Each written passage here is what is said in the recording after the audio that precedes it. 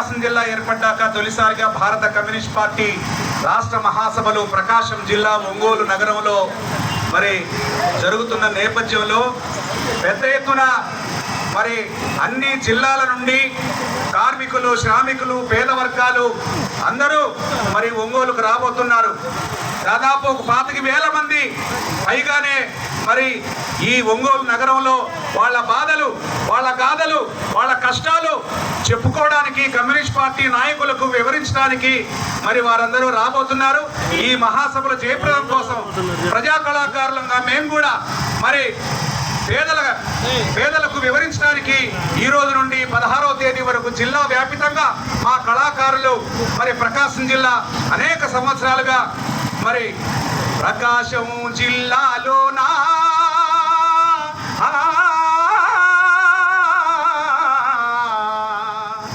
పశ్చిమ దిక్కు చూడరా, నీళ్లు లేక ఊళ్ళన్నీ